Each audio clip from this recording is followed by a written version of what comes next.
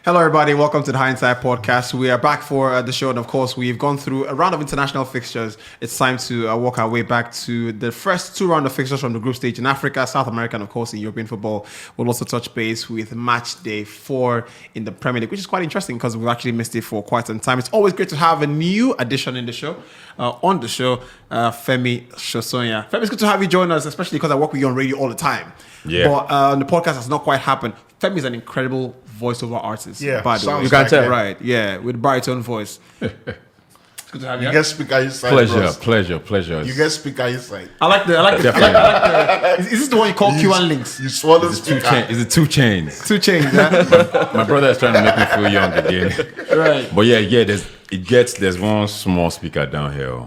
Yeah. But yeah, it's a pleasure to be here. I enjoy the show, and you guys inspire me, man. So trust me. That's only why. OG, the taxi guy is It's funny because I watched the program. I watched the podcast, so I enjoy. Femi. So I met Femi, I think 6 years ago, and Yep. you know, 7 brothers. 7 thereabouts. So you immediately realize just how much knowledge he has about the game, and at the time, I was inspired by Femi's willingness to, you know, to want to come down into sports broadcasting and work. Because, you know, Femi had worked in, you know, a couple of places, multinationals and all that stuff. So Femi inspires me in that regard, you know. And he does the same thing as well. And it's good to have you as well. Bless. Great. Please, before we go on, thanks. Always great to be here. But that everybody, what language is it? It always sounds Spanish. Hello, everybody. Everybody. I tell you what. I tell you my inspiration. Okay. Since we were speaking about inspirations.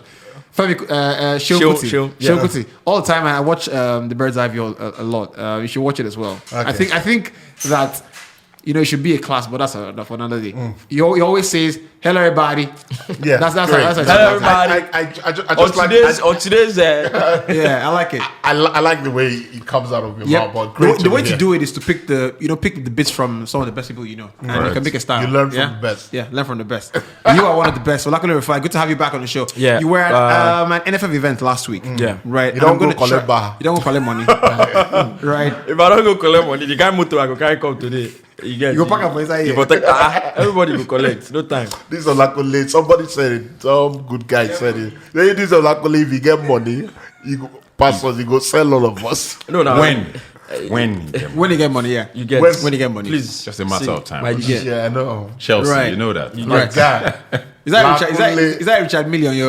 But no, it's not Richard Millie. But speaking of which, this is see finish because you don't start in intro now. You don't talk say FS they inspire. You say you need to inspire. And then because you're likely to find good to have back on the show. No. Now see finish now. You see. The thing about inspiration is that That's see finish. the thing about inspiration Because Which is a good thing. Olakole. see. Okay. I mean, I just want to put it out there. You These know, are my OGs. So, Right. Small car, big engine. Dynamite. Ijile Bam Bam. thank you. Moving on. Right. So, curtains down on the international break, and you know, funny because we had a couple of things to talk about the international break. I wanted to also speak about. I don't know if you saw the Nigeria game. We were at the stadium. I mean, all 3 of us were at the stadium for the game, and you know, I have to say that after speaking to some of the people that worked tirelessly to put the game together here in Lagos, you begin to appreciate the amount of work they've put in from a strategic point of view. The Lagos State Sports Commission, from their point of view, trying to do the best. I saw a video of, rather a post from a girl. I don't follow the girl. She just followed. She followed my Instagram. I think she followed from the podcast, so she of course recognized the face. Followed as well, and she was like, you know, she had the bad experience the first time she was in Lagos. The first time she went to the stadium, I think that was the last international break, and the chairman, you know, invited her. I think he caught notice. I think he saw the video on social media or the picture, so he invited her for a second game and gave her a better experience. You know, give her tickets and all that kind of stuff. It's the kind of gesture I think that no matter how small, it shows that we care about each other, and that's what football is ultimately about. This is stuff that if a Premier League club did it, you'll probably make headlines. You know, Exactly. because the girl actually fell in the stadium the first time she went. She fell, had some injuries, some bruises, and I think he caught the chairman's eye on social media. He saw it because he tweets when he has the time. Yeah. So he saw it, invited the girl, reached out to the girl, invited the girl, gave her tickets, gave her a couple more tickets to call some of her friends. They came, saw the game, and it was great. So I think that is something that we, it's not a paid ad, but I think that was important that I put that out there. However, I wanted to speak about the police making life uncomfortable for people trying to access the stadium. Yeah. And I say that knowing how important the work or the role of the police, are in games.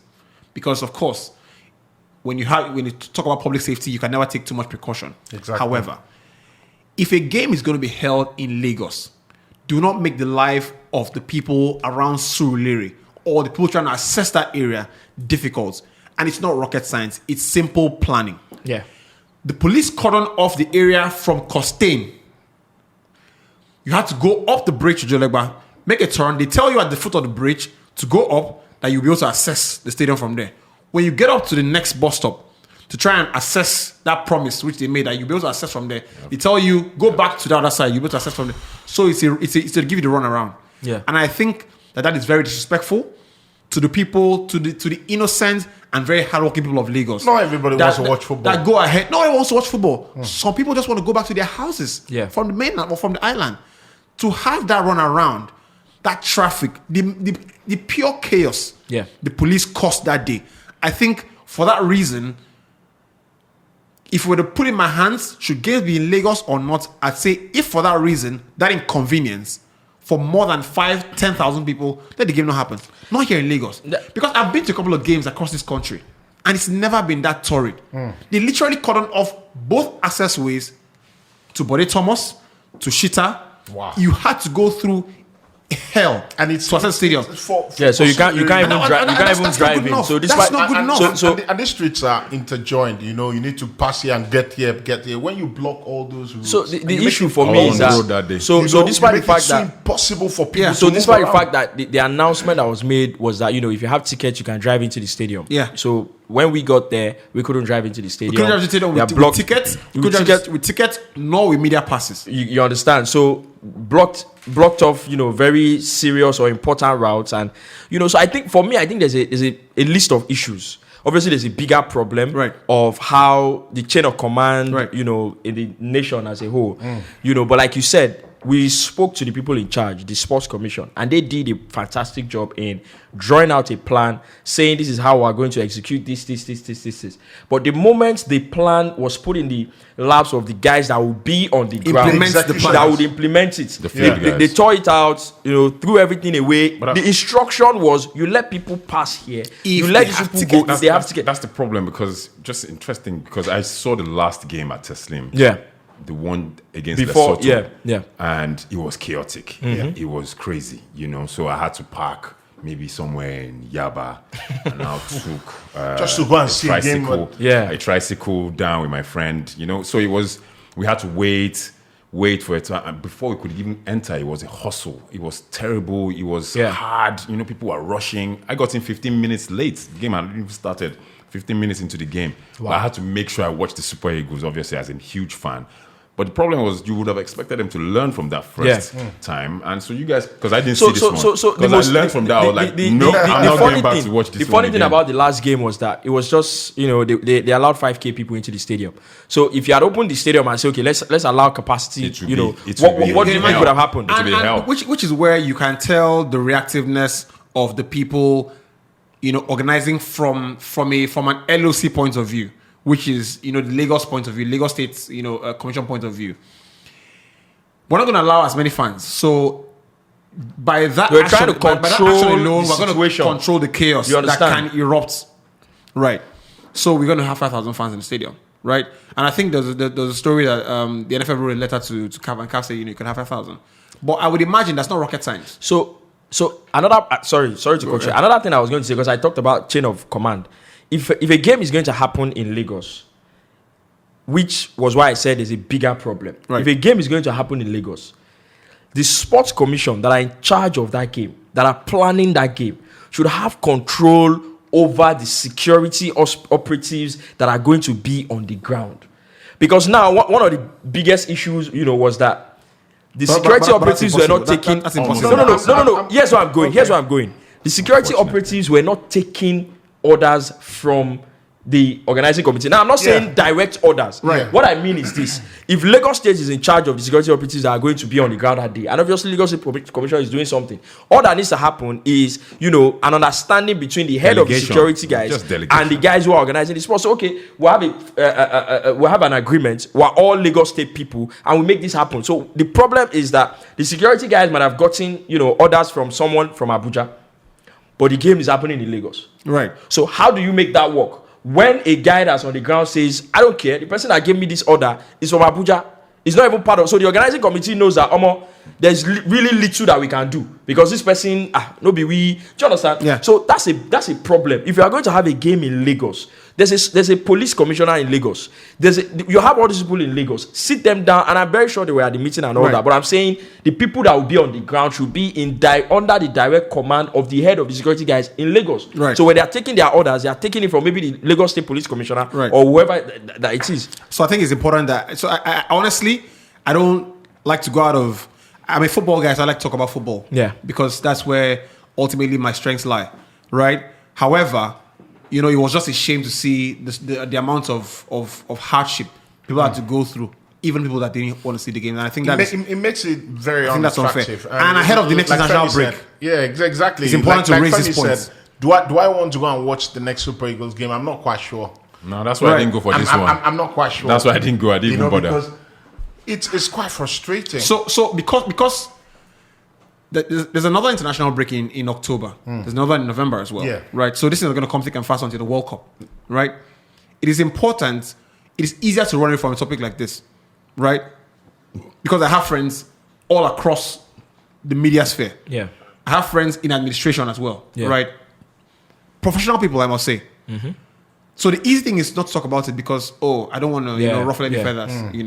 However, this is not a problem. This is not a one-off. We're going to have another set of games in October. We're going to have another set of games in November. Can we do better? Yes, we can. So why don't we do it? Can we If learn you from win this Lagos, mistake? yes, we can in Lagos. And the Lagos situation is very peculiar. Just to wrap it up on this, right? If football, as they say, is business, and it gets to a point where you have to charge fans to see the games, you think a fan pays to put himself through that chaos? And we always complain about customer care. You We understand? always complain You think about a fan pays to put himself through that chaos? No, a fan doesn't do that. So if we do better, we can elevate the products to a point where we can now put it. The product becomes a premium, and we can charge, and everybody can make money. But a Super Eagles game will always be a premium. So let it be. Just the frustration of going to see a game. I don't think anybody wants to take his money and go. And in fairness, in fairness, after the game, during the game, the atmosphere once you got into the ground, it was beautiful. It was great. Yeah, it was beautiful. I think we were in the. Had a good time. Was it the J inside the stadium? Yeah, I had a good time in the stadium. I had a good time. The rains didn't help as well. Rains didn't help as well, but first time I had it, and okay, so Teslim doesn't have a. Sorry, never. Just one side. Just one side. Just the VIP side. First time I had the experience of watching a live international match. It was when I went to South Africa for the Nations Cup. Right. At the Moses Mabhida Stadium in Durban, Nigeria were playing. I think it was Mali. Packed stadium. It was so easy for people to get into the stadium. 5 minutes after the game, the stadium was empty. Nice. The level of organization, incredible. 5 minutes after 10 minutes, because the way we go into the stadium, you have a ticket, you have a particular turnstile you're going into. When you're coming out out from that same place. So somebody does not go. You can't go out where you didn't come from. And you know we had that conversation. It's funny because we had that conversation. We had the same exact conversation. Because under normal circumstances, Teslim shouldn't be doesn't have the facilities to do that to host a FIFA game. But this is what I think. FIFA are a global football body, right? With a lot of money, whose rules and legislations will work best in first world countries. I agree. Having said that, third world countries are a part of the global game, and you have to think about their peculiarities. So whilst the rules are the rules, we can also make life easy for ourselves. How about say the next time there's a game, right? How about say we deliver the tickets to the people? Everyone that has a ticket, you have a time slot to when you can access. That's a brilliant idea. So to organize traffic, we're going to say, if your ticket carries access to the stadium between 12 o'clock to 2 o'clock, You have to be in that range. Yeah. That way, the crowd going. I don't have to. If I have 4 o'clock on my ticket, I can't be trying to access stadium at that time. Yeah. I can come around and stay around. When is my I'm not time? going to try and access. 1 o'clock to 2 o'clock, access stadium. That way, that first match has entered. So we don't necessarily always have to fall into Do it the way the Western world does it.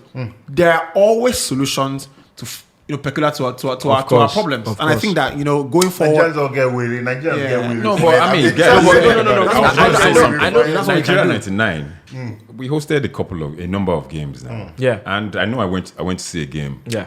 I'm trying to remember. I know it was Brazil against a particular team, but yes, we organized it well. We didn't need Oyinbo people or anybody or foreigners to come and do it. We did it well, and there was no chaos. And it wasn't. This game was during. I think it was still during the. Handled a game. It was still during the 99. military regime or the No, handover. democracy now. We had gotten Yeah, into. We hosted the military regime handed over in 99. We hosted on the Under 20 World Cup in 99. Yes. We hosted the under 17 in 2009. And we had the So All-African here's what I would Games say as to well. that. I think even though the handover maybe had happened, we were still not far away from the military regime. So we were still people knew being- that if you do anyhow, you go see anyhow. My worry. You do it. My problem with that is that you also have to say the population in Lagos at the time. I'm sure it wasn't Compared as to now. it wasn't incredible. Yeah, it wasn't as crazy. So the good thing about having Teslim directly opposite the national stadium is that no 2 games are going to happen simultaneously at both stadiums, right? Except in extreme circumstances. So what you can do is, like what we saw, you can use the other stadium as a buffer. So because the other stadium is easier to access, people can access the other stadium because for all intents and purposes, National Stadium is built better than Teslim. I was going to say there's an the other incredible stadium, parking National space Stadium, yes. at the National Stadium. The routes to access stadium is quite easy. So you can have the first 10K people access Teslim, or rather National Stadium, and stay there. Right, we're going to take you in batches, right, and move you. So it's about taking the macro problem. Park your cars there as well. Cars there. exactly. Wait, we're gonna come get you. You move into. It's about managing. I get what the I whole thing. mean. Even though I think, I get what you mean. For me, why I agree with you is it doesn't have to be the option that you just gave. It doesn't Right. have to be It doesn't that. have to be But that. what it means is that let's apply much more imagination. This is our issue. This same issue is not there in the UK when they want to play a game, but we can find bespoke solutions. Yep. These are issues. National How do we Theatre solve it?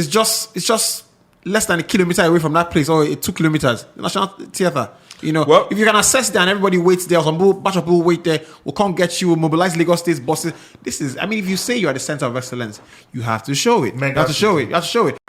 Hi there. Thanks for watching us on YouTube. Please leave a subscribe on the channel, The Hindsight Podcast, and also on Instagram at The Hindsight Podcast. It's the same on Twitter as well. Leave a like, a retweet, or a comment. We'll see you soon.